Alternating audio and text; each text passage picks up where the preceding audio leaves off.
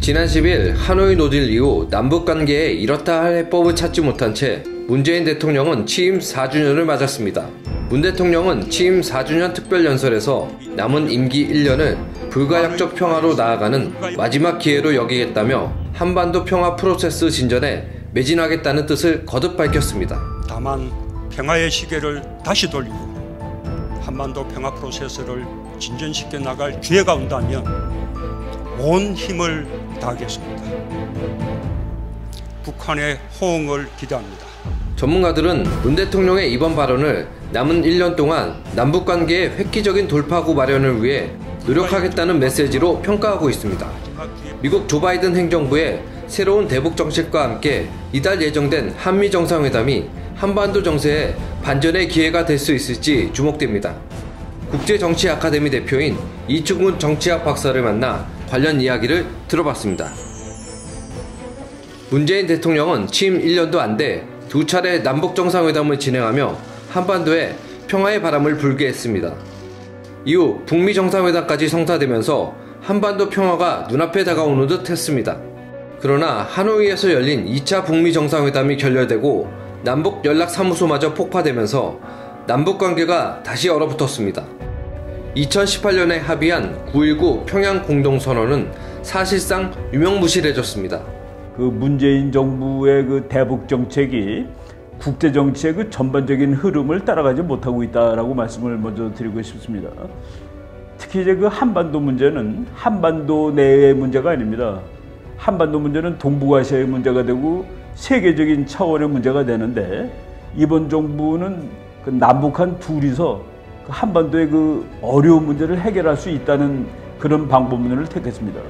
분단된 것이 우리 민족 때문에 분단된 것이 아니라 국제정치의 결과로 분단됐기 때문에 이 문제를 해결하는 방법도 국제정치적인 차원, 동북아시아의 차원을 이제 보고서 접근을 해야 되는데 거기에서 우리가 제대로 하지 못했다라고 저는 보고 있습니다. 문 대통령 임기 1년을 남겨둔 상황에서 북미 대화는 단절됐고 남북관계 역시 경색돼 대화가 필요하지만 북한의 반응은 싸늘합니다. 김여정 북한 부부장은 3월 담화에서 남조선 당국이 앞으로 상전의 지시대로 무엇을 어떻게 하든지 그처럼 바라는 3년 전에 따뜻한 봄날은 다시 돌아오기가 쉽지 않을 것이라며 대화 복원은 없을 것이라는 점을 분명히 했습니다. 하지만 문 대통령은 바이든 미 행정부 출범 이후 처음 열리는 한미 정상회담을 남북관계 대전환의 출발점으로 생각하고 있습니다. 미국의 새 대북 정책의 방향이 북한과의 외교적 대화를 통한 단계적 접근으로 모아졌기 때문입니다. Our goal remains the complete denuclearization of the Korean Peninsula. Our policy will not focus on achieving a grand bargain, nor will it rely on strategic patience. 미국의 최종 목표는 한반도의 완전한 비핵화, 이를 위해 실용적이고 조정된 접근법을 취할 것이라고 강조했습니다. 이 박사는 북한을 대화 테이블에 앉도록 하려면 유인책보다는 채찍이 필요하다고 주장했습니다. 북한이 지금 핵을 없애는 것이 이제 우리의 목표입니다. 우리가 그 쉬운 표현을 들면 북한이 칼을 들고 있는데 그 칼을 내려놓으라고 이제 우리가 유인을 해야 되는 건데 문제의 본질을 알게 되면은 이게 유인 가지고서는 안 될 거다라는 생각을 하게 됩니다. 냉전이 끝난 후에 모든 공산주의 국가가 다 붕괴될 때 그리고 붕괴되면서 많은 나라들이 이제 자본주의를 받아들입니다. 그런데 북한도 자본주의를 받아들였으면은 북한이 나라로서 살 수가 있었을 겁니다. 그런데 북한의 지도자들이 자본주의, 개혁개방을 받아들일 경우에 북한이라는 나라는 살 수 있을지 모르지만은 자기 정권이 유지가 되지 못할 거라고 생각하고 그래서 문을 꼭꼭 걸어 닫은 채 생존하는 방법을 찾은 것이 핵폭탄입니다. 그러다 보니까 북한 사람들이 수백만 명이 굶어 죽었습니다. 지금 핵폭탄을 겨우 만들었는데 몇백만 명의 목숨을 희생하고 만든 겁니다. 그것이 간단한 유인책으로 그것을 북한이 포기할 수 없습니다. 그래서 우리가 국제정치에는 항상 엿과 채찍이라는 두 가지 방법이 있는데 유인책보다는 채찍이 차라리 더 효과가 있을 수 있다라는 이런 생각을 할 수밖에 없는 시점이 됐습니다. 전문가들은 한국과 미국은 대북 정책에 있어 한반도 평화와 대화라는 공통 분모는 있지만 목표를 향하는 접근법에 차이가 있어 접점을 찾기란 쉽지 않다고 전망하고 있습니다. 이 박사는 이에 관해 한미 간 북한을 바라보는 시각 차이를 좁히는 것이 관건이라고 주장했습니다. 미국은 이 국제 정치를 안정화시키는 차원에서 반드시 북한의 핵을 제거하고야 말겠다라고 보는 것이죠.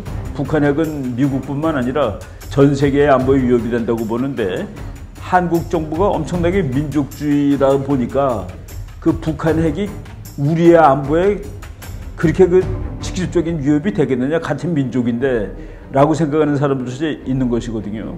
그래서 그 북한을 바라보는 시각이 미국하고 한국 현 정부하고 많이 달랐다라고 말씀을 드릴 수 있습니다. 여기서 우리가 문제를 해결하기 위해서는 한국과 미국이 같은 방향으로 나가야 된다. 이 박사는 또 남북관계에 있어 한미 간 가장 우선적으로 해결해야 할 의제는 약화된 한미 관계를 개선하는 것이 최선이라고 전망했습니다. 지금 그 한미 동맹이 많이 약화되어 있습니다. 한국 사람들은 동맹을 친한 사람들이 맺는 것을 동맹으로 치는데, 동맹은 친한 국가들이 맺는 것이 원래 아닙니다. 뭐냐면은 동맹은 비록 친하지 않더라도 적이 같은 나라가 맺는 겁니다. 공통의 적을 가지고 있는 나라가 그 공통의 적에 대해서 군사적으로 우리 협력하자라고 맺는 약속이거든요. 정부가 이제 북한을 어떻게 인식하냐에 따라서 한미동맹이 좋아지기도 하고 나빠지기도 하는데, 그 미국은 북한을 적이라고 생각하고 우리는 북한을 적이 아니라고 생각하면 그 동맹 관계는 균열이 갈 수밖에 없는 것이죠. 그래서 우리가 그 국제정치의 현실에 좀 정확히 그 알고서 대응을 해야 된다고 저는 항상 주장을 하는 편입니다. 한편 문 대통령은 남북의 대화 분위기 조성을 위해 탈북단체의 대북전단 살포는 바람직하지 않다며 엄정한 법 집행을 예고한 바 있습니다. 공교롭게도 문 대통령 발언 3시간 뒤 경찰은 대북전단을 살포한 탈북자 출신 박상화 씨를 소환했습니다. 하지만 조 바이든 미국 행정부는 북한에 대한 자유로운 정보 유입을 지지하며 북한 인권을 강조하고 있어 대북전단 문제에 한미 간 견해 차이도 만만치 않아 보입니다. 이 박사는 한국이 국제정치를 끌고 갈 수 있는 나라가 되려면 반드시 원칙이 있어야 한다고 강조했습니다. 국제정치는 현실이지만은 우리가 그 자유민주주의 국가로 살면서 그 기본 원칙이 있는 겁니다. 미국의 그 바이든 행정부에서 인권을 강조하고 그러는 것은 세계 지도국가로서의 그 원칙을 다시 회복하겠다라는 뭐 그런 입장에서 저는 옳은 것이라고 봅니다. 우리가 그런 그 원칙을 가지고 있어야지 그 국제정치를 끌어갈 수 있는 나라가 되는 것이죠. 자랑스러운 나라가 되는 거고. 임기를 1년 남겨놓은 문 대통령이 남북관계 대전환을 이루기 위한 계기를 마련할 수 있을지, 또 약화된 한미동맹을 다시 회복시킬 수 있을지 한미정상회담에 관심이 쏠리고 있습니다. NTD 뉴스였습니다.